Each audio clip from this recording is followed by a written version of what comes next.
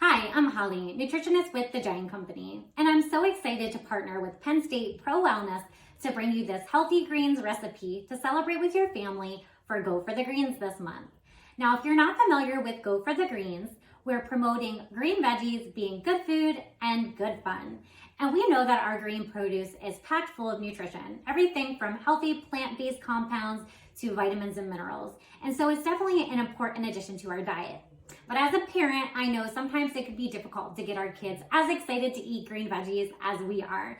And so this dish is the perfect combination of using something that's familiar to them, like pasta, and introducing maybe something that's not as familiar, such as broccoli or fresh basil. And so combining those two hopefully increases the likelihood that your kiddo gives it a try. So let's get started with this pasta with broccoli pesto. So you're gonna start out by cooking your pasta according to the package directions. And I do recommend using a whole grain or a whole wheat pasta. That way we're ensuring that the fiber, vitamins, and minerals are staying intact and giving us a great base for our pasta dish.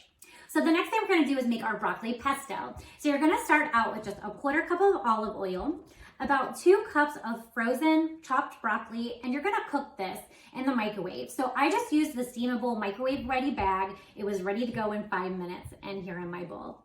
You're gonna use about 1 teaspoon of garlic, a half a cup of grated Parmesan cheese, about 1 tablespoon of fresh lemon juice or about a half of a lemon, and about 1 cup of fresh basil. You're gonna add all of those ingredients right into your food processor or blender and pulse that until it's creamy and smooth.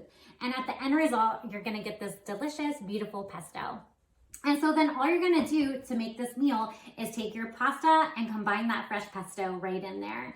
And then top it with a little extra grated Parmesan cheese if you like. If you need to loosen it up a little bit, add a little bit of water and it'll be good to go.